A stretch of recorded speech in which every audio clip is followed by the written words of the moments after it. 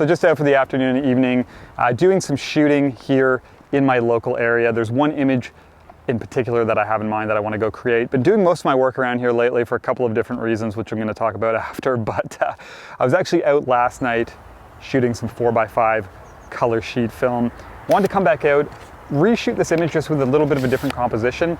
So I brought the Pentax 6.7, actually brought two bodies with me, one with color film, one with black and white, and originally it was supposed to be sunny out, so I was going to shoot color. I think I still will, but obviously you know, it's England, so things changed. It's cloudy now, but the skies are actually looking pretty moody. It might work nice for black and white. So gonna head out there and also just gonna explore a little bit along the way. We got some time, see what other images we can make, if any, in this very normal area.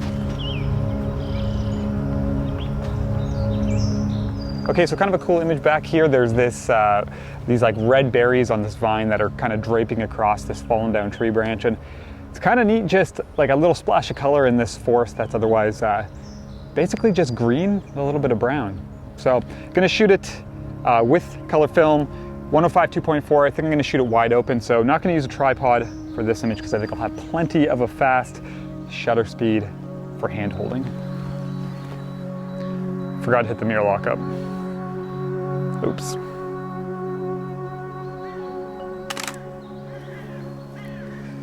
So I actually quite enjoy how this image turned out. It's definitely a little quieter, it's not that flashy, but I'm gonna show you it all like I always do on this channel. And I think it's actually a really good example of a photo that would do well in a pair or in a sequence where it can be part of something larger and help complement other images. So not something I'd maybe normally focus on, but glad I shot this one. Okay, I think we'll pack up, keep heading out. Got about an hour and a half till sunset. The sky is patchy today, so fingers crossed I might get some nice light, but I think regardless, it could be cool. You know, like I said, I want to shoot this one frame from last night, black and white, so a little bit of like a moody, cloudy sky might not be a bad thing. Anyways, get walking. So for the past 2 months, I've been basically stuck just because I sent my driver's license away for renewal or for exchange in June, and it's now November, and I still got nothing back. So, you know, as someone whose work kind of revolves around travel and exploring and stuff, it was like incredibly frustrating at the start just because I have all these trips planned and places I want to go and I can't go do any of that.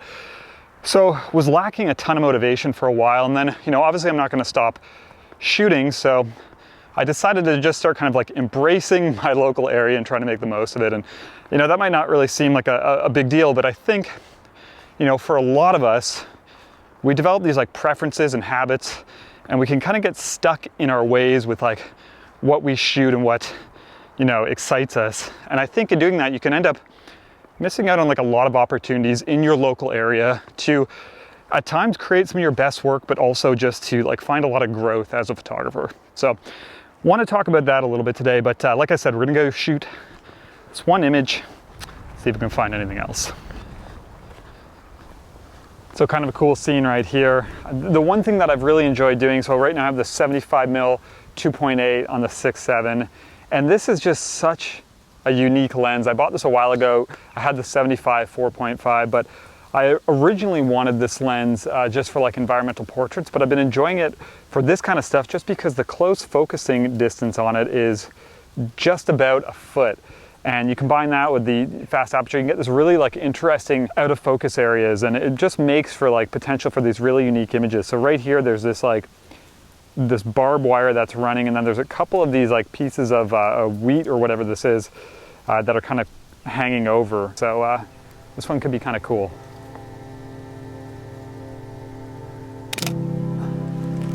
So not really a ton to say about this image. It's not bad, but like I said, I'm going to show you the entire process. So here it is. You're also getting no 100% crop because there was a ton of dust and it looks pretty bad. Well, that didn't take long. So much for our sunny day. It is now starting to rain.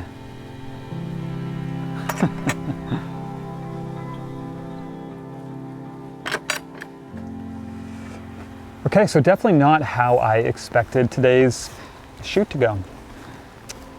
pretty much the complete opposite when it comes to weather. It's gray and raining, and I'm sitting under a tree. It was supposed to be some nice golden light, nice sunset, but what do you do? The subject I want to shoot is just right over there. I'm gonna wait this out. We got like 45 minutes of light left. I'm gonna see if I can get over there and make something before this day's over. But I gotta say, you know, regardless of tonight, it has been just like a lot of fun shooting close to home over the past couple months, which is funny because, like I said, you know, the first, you know, couple weeks were frustrating. I was lacking motivation, but it's really started to like bring back some memories from the start of my career where like I would go out to an area, it didn't matter what, I'd basically go anywhere, and I would just like dig in and shoot details and look for contrast and color and all these little different things. And I would have like no expectations to find anything because I wasn't really that concerned. I was learning. And I think you can start to lose that a little bit. I've talked about this before, but like you start to play it safe. You start to just like almost wait for the areas where like subjects present themselves right away. And it's easy to go to those places and like, you know, within the first 5 minutes if something doesn't jump out at you, you know, it's easy to just like pack up and move on. And I think in doing that, you end up missing out on like a lot of little compositions and subjects and details that are basically everywhere. It is kind of cliche to say that, but it's true.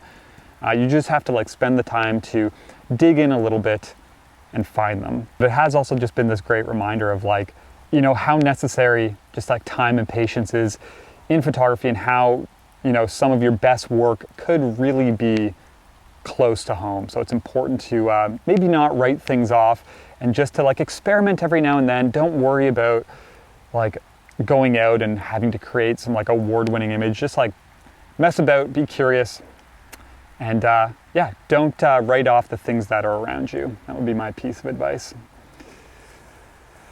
It might be stopping though. There's like a little bright patch up there, so maybe we'll pack this camera up and get over there, see what we find.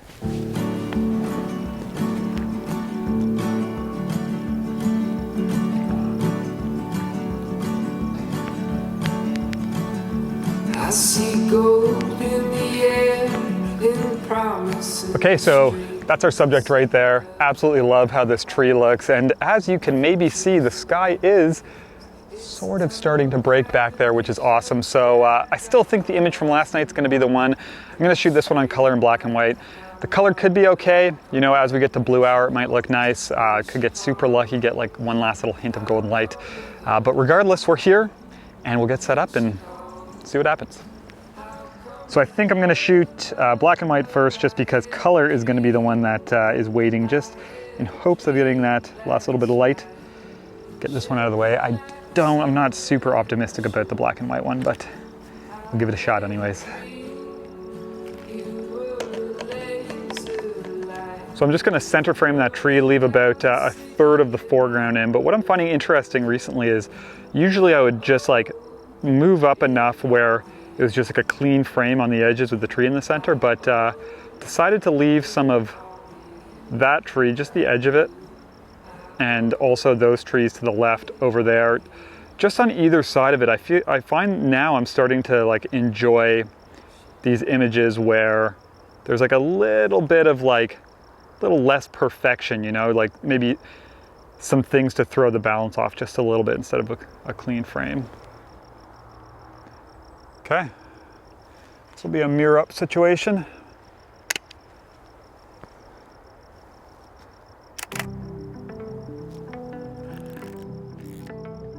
So this one turned out pretty much exactly how I expected. Not a huge fan of it. It just feels a little bit flat, but I do think this scene has potential in black and white, but there needs to be some sort of dramatic light or element that helps give it a little more depth.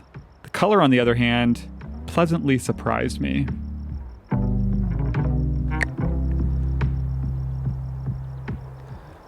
That's what I like to see. Just need some more of that and we're gonna be golden.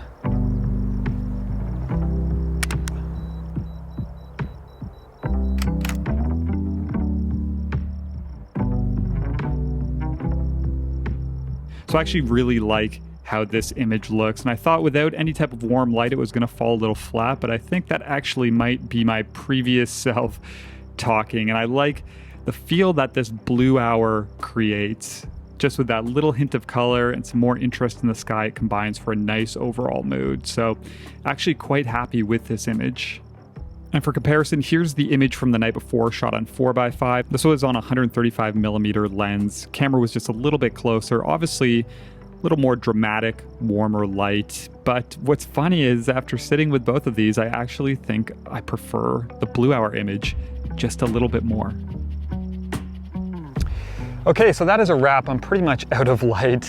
We'll see how these turn out. I'm a little optimistic. Obviously the weather didn't do what I wanted it to today, but that's just how it goes sometimes. But you know, if there's a takeaway message from this video, I would say it's just remember, you know, not to limit yourself with your photography and get out in your local area, even if it doesn't excite you that much, and just like experiment and play around and be curious a little bit. Just because I think like, even if you don't create, you know, amazing images that you're super excited about, I think there's always like little lessons and growth to be had that ends up impacting your work in a really positive way moving forward. So, you know, for me, these past 2 months have been challenging for sure, but I also think that they've reminded me about a couple lessons that maybe I started to forget about a little bit over the past couple of years. So anyways, hope you enjoyed this one. Just want to say thank you, as always, for watching, for joining me, and I'll see you next week.